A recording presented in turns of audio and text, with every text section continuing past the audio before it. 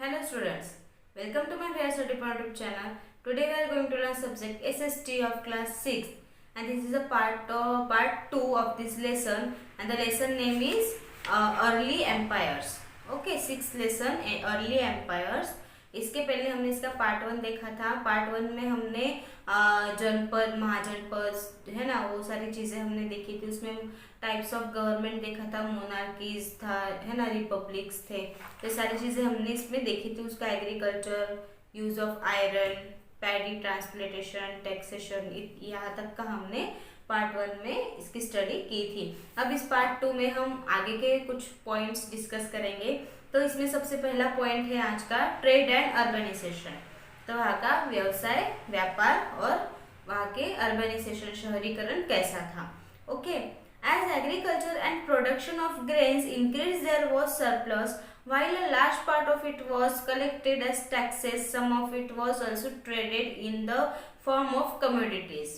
इसमें ये बताया है कि एग्रीकल्चर और प्रोडक्शन मतलब खेती बाड़ी और प्रोडक्शन किस चीज का, ग्रेन्स का, अनाजों का प्रोडक्शन मतलब वहाँ पे बढ़ता गया, इंक्रीज होता गया और बहुत ही ज्यादा नंबर्स में वो बढ़ता गया। ठीक है, और फिर उस पर जो राजा, जो भी किंग होते थे वो उस पर क्या कलेक्ट करते थे, टैक्सेस कलेक्ट करते थे फार्मर्स से और उसमें वो ट्रेड भी करते थे। उनका मतलब उनकी वो जो भी खेती करते थे, जो भी अनाज वो उगाते थे उसका वो व्यापार भी करते थे। ठीक है, in fact this period saw an increase in trading activities which continued till about the 6th century CE। ठीक है, इसमें ये बताया है कि उस पीरियड में हाँ ये देखा गया है कि वहाँ के जो व्यापार की जो एक्टिविटीज होती है, ट्रेडिंग एक्टिविटीज जो है वो बढ़ती गई और उसमें वो कम से come near about 6th century तक वो कंटिन्यू ऐसे ही चलती रही। The goods produced by crafts people were carried over long distance by merchants.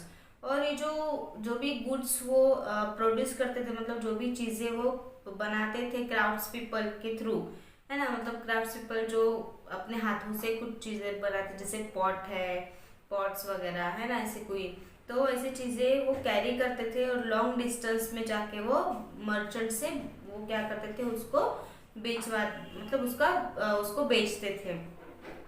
Merchants either traveled by carts or sailed down the rivers as some cities were located on river banks। और merchants जो थे वो travels करते थे जो भी चीज़ें cell करने के लिए, बेचने के लिए, किससे ट्रेवल करते थे, वो रिवर्स के थ्रू, है ना, रिवर्स के मार्ग से वो जाते थे। और जो शहरें रिवर के मतलब किनारों पे बसी होती है, ऐसे ही सिटीज में जाके वो सारी माल जो है, सारे जो चीजें थी वो बेचते थे। They may have used the punch mark coins as the medium of exchange। और उसके बदले में फिर वो पंच मार्क कॉइन्स जो होते थे, वहाँ के राजा के मार्क वाले जो कॉइन्स होते थे वो उसके बदले में लेते थे। Merchants organized themselves into associations or guilds which were called श्रेणीज। Merchants में कुछ ऐसे अलग ग्रुप्स मतलब बने थे जिसको श्रेणीज कहा जाता है। Goods were taken as far away as Takshashila in north west India, Bhrigukaccha and Sopara on the west coast were important sea ports from where the goods were sent to west Asia. मतलब जहाँ जहाँ उनका बिजनेस चलता था, है ना, उनकी जो भी बनाई हुई चीज़ें जो बेचने आते थे मर्चेंट्स, वो कहाँ बेचते थे, उनका जो ज़्यादातर नॉर्थ वेस्ट इंडिया में जो तक्षशिला प्लेस है वहाँ पे उनका ज़्यादा बिजनेस होता था। और ब्रिगु कच्छा और सोपारा यहाँ जो वेस्ट में है, ठीक है, वेस्ट कोस्ट में, वहाँ पे भी उनका बहुत अच्छा वो एक इम्पोर्टेंट उनका सी पोर्ट था, वहाँ पे वो ज़्यादातर उनका ट्रेड चलता था। As population increased, villages grew in size and number. They were well connected with each other by roads and rivers। और पॉपुलेशन फिर बढ़ने लगी, है ना, पॉपुलेशन बहुत ज़्यादा बढ़ गई गांव में, खेड़े गांव में वगैरह, है ना, और बहुत से ज़्यादातर नंबर तक लोग बढ़ने लगे और फिर वो एक दूसरे से कनेक्टेड हो गए। किसके थ्रू, रोड और रिवर से, मतलब रोड से वो एक दूसरे के गांव में या इधर जाते थे या फिर रिवर्स के through. Each village had a headman, gramani या फिर gramika, who was a link between the village and the king. फिर गांव में एक हेडमैन रखा गया जिसको ग्रामनी या फिर ग्रामिका कहा जाता था, और वो किसके बीच में लिंक जोड़ती थी, विलेज और किंग के बीच में। मतलब अगर गांव और किंग राजा, उन दोनों के बीच में कौन था, वो हेडमैन जो भी गांव का होता था। वो अगर गांव की कोई प्रॉब्लम होती थी वो राजा तक पहुंचाने का काम उसका था, और राजा का जो भी डिसीजन होता था वो लोगों तक पहुंचाने का काम वो करता था। Sometimes villages developed into towns, particularly if they were famous for certain types of crafts. Towns and cities also emerged because of their proximity to trade routes.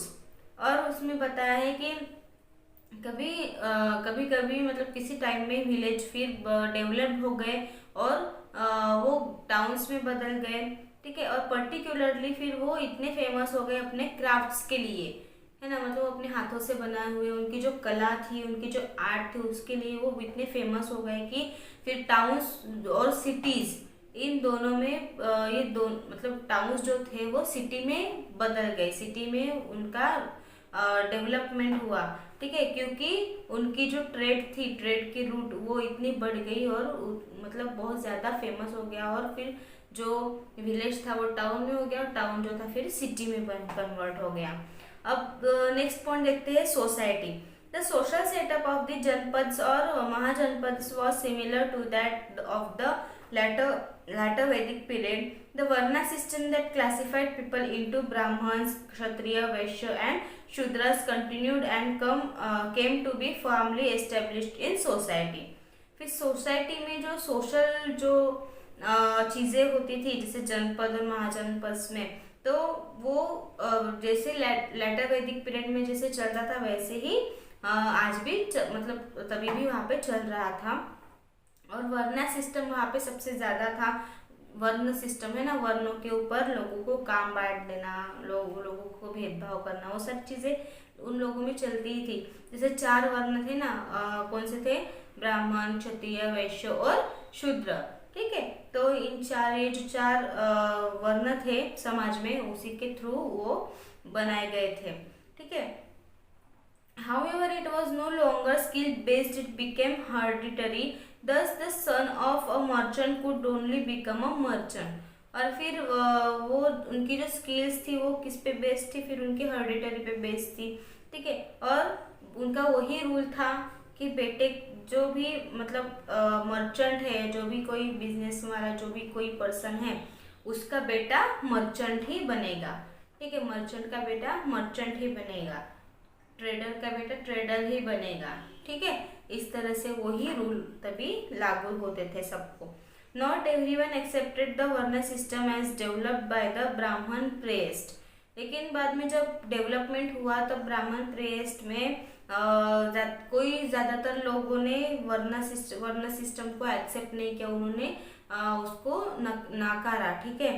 और फिर बाद में क्या हुआ, some warriors kings felt that they were superior to the priest, others object to birth in a certain community being the decisive factor for the allotment of varna. उसके बाद कुछ ऐसे वॉरियर्स थे, मतलब जो राजा के खिलाफ आवाज उठाने लगे, हमें ये सिस्टम मंजूर नहीं है, वर्ण सिस्टम है ना, हमको भी क्या चाहिए, मुक्ति चाहिए। मतलब वर्ण सिस्टम मीन्स क्या, वर्णों के अनुसार जो भेदभाव होता था, जैसे ब्राह्मण को सबसे ऊपर समझा जाता था, ब्राह्मण शूद्र को सबसे नीचा समझा जाता था। तो सारे जो मतलब भेदभाव चलता था उसके खिलाफ कुछ लोगों ने आवाज उठाया था, वॉर किया था किंग के ऊपर, है ना। और उसके बाद फिर ऐसे ही वो लोग जो वॉरियर थे वो जीत गए, बाद में ये जो वर्ण सिस्टम था ये खत्म हो गया, ठीक है। अब उसके बाद देखते हैं religion. The period between 600 before Christ era and 300 before Christ era was one of religious turmoil and change. मतलब 600 और 300 बिफोर क्राइस्ट एरिया के काल में जो रिलीजियस में कुछ चेंजेस आए। In this age, the Brahmins had begun to dominate the religious practices. तब इस काल में जो ब्राह्मण थे वो उन्होंने मतलब रिलीजन को डोमिनेट करना शुरू किया. They encouraged complex rituals, elaborate sacrifices, expensive ceremonies, and the Varna system, and emphasized the sanctity of the Vedas. फिर उन्होंने मतलब कुछ ऐसे नए नए नियम, नए नए रूल्स उन्होंने लागू किए और वर्ण सिस्टम को खत्म नहीं होने दिया. और उन्होंने मतलब वर्ण सिस्टम जब कम होते गई तब उन्होंने फिर क्या लाया, वेद लाए. ठीक है, ऋग्वेद, यजुर्वेद, अथर्ववेद, सामवेद. ठीक है, ऐसे वो 4 वेदों का उन्होंने निर्माण किया. People gradually became dissatisfied and sought different religious options. लेकिन लोग जो थे ये जो वेद थे इससे भी वो डिससेटिस्फाइड नहीं थे वो लोग. ठीक है, और उन्होंने ये जो रिलीजियस का ऑप्शन था वो भी मतलब उसको भी उन्होंने मना किया था. Two new religions, Jainism and Buddhism, which did not conform of Brahmanical principle, became popular. सभी धर्म के लोगों को उन्होंने क्या बना दिया था, ब्राह्मण, मतलब सभी इसमें ब्राह्मण धर्म ये मतलब उन्होंने लगा दिया था. लेकिन उनमें से 2 ऐसे रिलीजन थे, एक जैनिज्म और दूसरा बुद्धिज्म. इन्होंने खुद को ब्राह्मण नहीं माना. इन्होंने कहा कि हम ब्राह्मण नहीं, उन्होंने ब्राह्मण के बातों में वो नहीं आए. ठीक है, उन्होंने उनके नियम मानने से इनकार कर दिया. We shall read more about Buddhism and Jainism in the next chapter. इस दोनों रिलीजन के बारे में हम नेक्स्ट चैप्टर में और ज़्यादा इंफॉर्मेशन देखेंगे. अब हम करते हैं केस स्टडी, मगध एंड वाजी. ठीक है, मगध और वाजी की केस स्टडी करते हैं. The kingdom of Magadh. Magadh एक राज्य था. ठीक है, Magadh emerged as the most important Mahajanapada. The kingdom of Magad, which corresponds to present day Bihar, enjoyed many natural advantages. ये जो मगध का उदय जो था वो सबसे मोस्ट इम्पोर्टेंट एक पार्ट था महाजनपद के लिए. और ये जो मगध जो था किंगडम, इसमें ये आज कहाँ पे है, मतलब आज जो प्रेजेंट डे में जो बिहार माना जाता है ना, बिहार, वहाँ पे ये मगध था. ठीक है, और वहाँ पे बहुत से नेचुरल एडवांटेजेस भी हुए. Located at the confluence of the rivers Ganga and Son, water was available for drinking, cultivation and transportation. वहाँ पे ये जो मगध था वो कहाँ पे लोकेटेड था, रिवर गंगा के किनारे पे. और गंगा नदी का पानी जो है वो वहाँ पे पीने के लिए, खेती बाड़ी में यूज करने के लिए, ट्रांसपोर्टेशन के लिए उसका यूज किया जाता था. The Gangetic plain is one of the most fertile areas in the world. It's alluvium soil supporting the cultivation of a variety of crops. ठीक है, मतलब वहाँ पे वो एक गैंजेटिक प्लेन्स थे. वहाँ पे मतलब ऐसे पठारे वगैरह होते थे. और वहाँ के जो एरिया था वो कैसा था, पूरा फर्टाइल एरिया था. और पूरी दुनिया में सबसे ज़्यादा फर्टाइल एरिया वही था मगध में. ठीक है, और वहाँ की जो सॉइल थी वो एल्यूमिनियम को सपोर्ट करती थी. और वहाँ पे इसलिए इसके वजह से कल्टीवेशन बहुत ही अच्छा होता था क्रॉप्स का. अलग अलग टाइप के अनाज, अलग अलग टाइप के वेजिटेशन वहाँ पे ग्रो होती थी. It had large deposits of iron ore that were used for making agricultural implements and weapons of war. और वहाँ पे लोहे, आयरन जो है लोहे का वहाँ पे ज़्यादा मतलब यूज़ होने लगा. और उस वहाँ पे खेती बाड़ी करने के लिए और वॉर में, लड़ाई में, युद्ध में हथियार बनाने के लिए आयरन का यूज़ होने लगा. It was also thickly forested. वो बहुत ही मतलब घना ऐसा जंगल भी था वहाँ पे. Forest were a source for woods as well as elephants that proved to be invaluable during Mughals expansion. वहाँ पे बहुत ज़्यादा जंगल होने की वजह से वहाँ पे लकड़ियाँ बहुत ज़्यादा नंबर्स में मिलते थे. ठीक है, और एलिफेंट्स बहुत ज़्यादा वहाँ पे दिखाई देते थे. Mughal also had profitable trading networks with other regions. दूसरे प्रदेशों के हिसाब से मगध जो था वो सबसे प्रॉफिटेबल नेटवर्क था उसका, मतलब ट्रेड का, व्यापार का सबसे ज़्यादा प्रॉफिटेबल ये रीजन था. Lastly it was ruled by some strong rulers such as Bimbisara and Ajatashatru of the Haryanka dynasty. Magad's power continued to expand under the Shaishunaga and the Nanda families. So much so that when Alexander wanted to go towards the east of river Indus, people warned him about the massive army of the Nandas. और उसके बाद last में जब राजा मतलब बिम्बिसार जो एक ruler था वो बहुत ही स्ट्रांग था, बिम्बिसार और अजात शत्रु ये दो राजा जो थे मगध के वो सबसे स्ट्रांग रहे लास्ट के। और मगध जो था इतना पावर मतलब उसकी जो पावर थी वो इतनी मतलब कंटिन्यू में चलती रही और जब तक शाही शुंगा और नंदा फैमिलीज, नंदा जो डायनेस्टी थी, नंदा का साम्राज्य आने तक ये मगध बहुत ही पावरफुल राज्य बना रहा।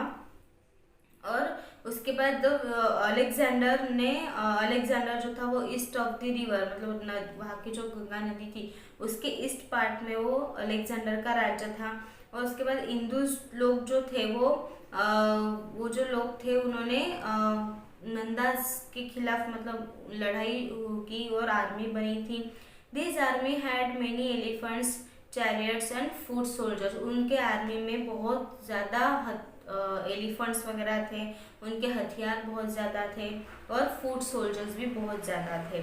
Although the Nandas controlled the entire Gangetic plain from their capital in Patliputra, they were cruel and tyrannical and thus unpopular.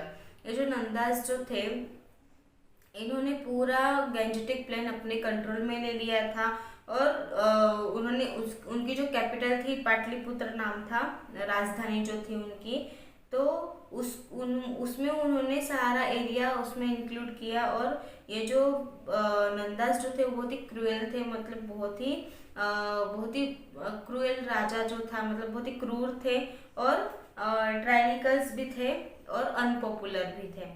Hence it was easy for Chandragupta Maurya to overthrow the Nandas and lay the foundation of the Maurya dynasty. और फिर जो चंद्रगुप्त मौर्य थे, मौर्य साम्राज्य के king, उनको नंदास को हराना बहुत ही आसान हो गया था और उन्होंने फिर नंदास को हराया और अपनी मौर्य डायनेस्टी उन्होंने स्थापित की। इसके बाद हम देखते हैं Haryanka dynasty.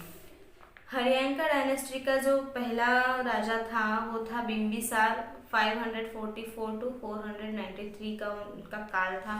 Bimbisara the first great ruler of Magadha belong to the Haryanka family. ठीक है, मगध के सबसे पहले और बहुत ही अच्छे महान राजा थे, वो किंग थे और वो उनकी फैमिली कौन सी थी? Haryanka family. His capital was Girivraja and और राजगृह। उनकी जो राजधानी थी मगध की उसको गिरिवराज या फिर राजगृह कहा जाता था।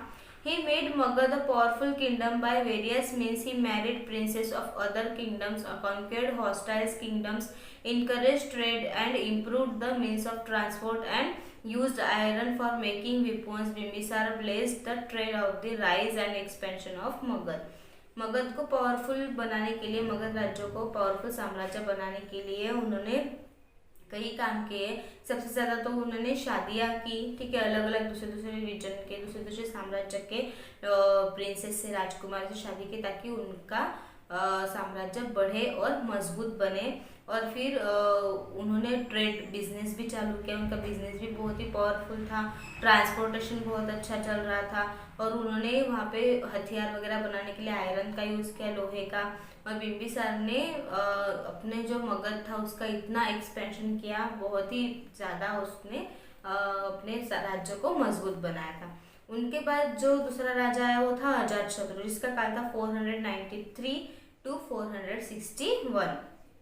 ये जो अजातशत्रु था वो बिम्बिसार का बेटा था। ठीक है, बिम्बिसार की डेथ के बाद उनका बेटा अजातशत्रु राजा बना था। Bimbisar's son Ajatashatru became the king in 493 before Christ era after killing his own father. मतलब उन्होंने अपने खुद के फादर का खून करके वो राजा बना था। ठीक है, Did you know that this is the first recorded case of fratricide in ancient India? He was ambitious and wanted to extend the boundaries of the Magadhan Empire. He attacked the king of Kosala and the Lichavi लिच्छावी गणा sangha even though both rulers were related to him. मतलब उन्होंने अपने father का खून करके वो खुद राजा बना। उसके बाद उन्होंने बहुत मतलब पूरे एंशियंट इंडिया में उन्होंने अपने मगध राज्यों को बड़ा करने का उन्होंने एक एम्बिशन उनका था।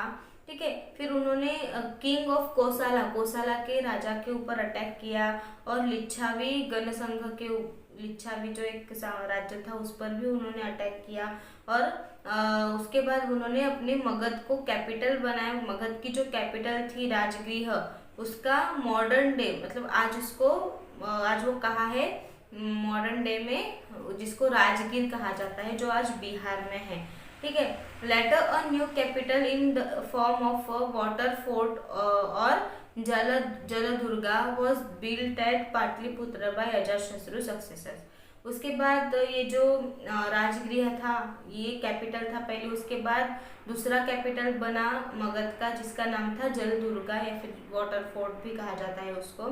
ठीक है, वो अजातशत्रु जब सक्सेस हो गया अपने काम में तब वो दूसरी राजधानी जलदुर्गा मगध की कैपिटल बनी थी। अब हम देखते हैं the Vajji kingdom. The Republic of Vaji or Vriji state had no monarch but an assembly which ruled the state। ये जो वाजी या फिर वर्जी जिसका नाम है, ये जो राज्य था, ये जो स्टेट था, ये इसमें मोनार्क गवर्नमेंट नहीं थी, हुकुमशाही की गवर्नमेंट नहीं थी, इसमें गण और संघ था। ठीक है, गणराज्य। ओके, और यहाँ ये जो इस गणराज्य के हिसाब से ही ये जो स्टेट था वो पूरा उसके रूल्स चलते थे। The Vajans include eight confederate clans of whom the Lichavis, the Videhas, the Jantarikas and the Vajis were the most important। ये जो वाजियंस थे मतलब वाजी के जो रहीवासी उनको वाजियंस कहा जाता है, मतलब वहाँ पे रहने वाले जो लोग हैं। ठीक है, तो उनमें से जो मतलब लिच्छावी, विदेहा और जंत्रिकास और वाजिस ये सबसे मोस्ट इम्पोर्टेंट क्लैंस थे उनके लिए। ठीक है, the Licchavis ruled over the area that was located to the north of the river Ganga in Bihar. ये जो लिच्छावी था, ये जो एरिया था वो कहाँ था, गंगा नदी के किनारे पे, गंगा नदी के नॉर्थ साइड में थे और कहाँ पे, बिहार में। वैशाली, ठीक है, वैशाली जो राज्य था वो जिसको आज बसार कहा जाता है, वैशाली डिस्ट्रिक्ट में नॉर्थ बिहार में है ये। ठीक है, ये तब लिच्छावी की कैपिटल हुआ करती थी। ठीक है, और पॉलिटिकल हेडक्वार्टर था यहाँ पे। सबसे पावरफुल वाजी की सबसे पावरफुल ये जो राज्य था वो वाजी का सबसे पावरफुल पार्ट था। ठीक है, the Licchavis were followers of the Buddha. जो लिच्छावी के जो भी पीपल्स रहने वाले थे वो किसको फॉलो करते थे, बुद्धा को। ठीक है, they were closely related to the Magadhans. वो मगध के बहुत ही क्लोजली रिलेशन उनका होता था। द गन और assembly of the Licchavis had many members. ये जो लिच्छावी के जो असेंबली थी, उनके जो गवर्नमेंट थे उसमें बहुत से मेंबर होते थे किसके, मगध के। ठीक है, ऑल ऑफ हुम वेयर कॉल्ड राजस। और सब जितने भी वहाँ पे लोग थे उन सबको राजास ही कहा जाता था। This gun made several times in a year when important decisions where taken after long and through decisions by majority opinion. ठीक है, मतलब वहाँ पे भी मेजोरिटी होती थी किसी भी क्वेश्चन के ऊपर। अगर कोई मतलब उनमें कोई बातचीत होती थी, कोई डिस्कशन होता था तो उसमें भी मेजोरिटी होती थी। जितने भी मेंबर्स थे उनमें मेजोरिटी के हिसाब से रिजल्ट लगता था। For administrative purpose there was a smaller body called the council of minister. उनकी भी मतलब एडमिनिस्ट्रेटिव का एक उद्देश्य के लिए उन्होंने एक बॉडी बनाई थी, मतलब छोटा सा एक ग्रुप जिसको क्या कहा जाता था, काउंसिल ऑफ मिनिस्टर्स कहा जाता था। इट हैड मेंबर्स कॉल्ड राजा, उपराजा, सेनापति एंड बंदरिका। ठीक है, मतलब वहाँ पे जो मेन पर्सन था उसको राजा, फिर उसके नीचे का उपराजा है ना, जैसे अभी राष्ट्रपति उपराष्ट्रपति है वैसे वो राजा, उपराजा, फिर सेनापति, ऐसे वो पोस्ट उसमें होते थे। हाउएवर वुमेन दासस और slaves and landless agricultural laborers were excluded from the Lichavis assembly। और फिर वह उसमें कुछ जो औरतें वगैरह होती थी या फिर कोई दास वगैरह होते थे, है ना, कोई बिना जमीन के जो लैंडलेस एग्रीकल्चर लेबर थे, जिनकी खुद की जमीन नहीं थी बट वो दूसरों की जमीन में जाके काम वगैरह करते थे, है ना, तो उनको लिच्छावी असेंबली में उनको बहुत ही अच्छा मान दिया जाता था और उनको वहाँ पे जगह दी जाती थी। The Licchavis where brave and वॉरलाइक, ठीक है, मतलब वो जो लिच्छावी साम्राज्य था वो बहुत ही ब्रेव था, बहुत ही शूर था। Ajatashatru the king of Magadha dare to fight against them. Ajatashatru जो मगध का राजा था उसने हिम्मत की थी ये जो वाजी किंगडम था उनसे लड़ाई करने का, ठीक है, उन्होंने अपनी हिम्मत दिखाई थी। He failed to defeat them in open warfare and so he sent his minister Vasakara to secretly weaken the Lichavis by sowing seed of dissension among them। लेकिन इस युद्ध में अजातशत्रु की हार हुई थी और उन्होंने अपने जो वाजी के जो राजा थे उन्होंने अपने मिनिस्टर को वसाकारा को भेजा था सीक्रेटली रूप से लिच्छावी से कुछ मतलब सोइंग सीड, कुछ बीज वगैरह बोने के लिए, नहीं क्या, और वो सारे काम के लिए उन्हें सीक्रेटली भेजा गया था। But his plan was not completely successful, लेकिन उनका जो प्लान था वो पूरा तरीके से अच्छे से सक्सेसफुल नहीं हुआ। Ajatashatru had to fight for 16 years till the Licchavis could be subdued. तो अजातशत्रु उनके साथ 16 साल तक लड़ता रहा जब तक लिच्छावी वीक ना पड़ जाए तब तक वो उनसे लड़ता ही रहा था, ठीक है। तो इस तरह से ये लेसन यहीं पे ख़त्म होता है, पार्ट 2 यहीं पे ख़त्म होता है, ठीक है। तो आज हमने इस लेसन को कंप्लीट किया है, अर्ली एम्पायर्स। तो आज के इस टॉपिक से अगर आपको कोई भी डाउट हो तो आप मुझे कमेंट बॉक्स में ज़रूर पूछें। Thank you.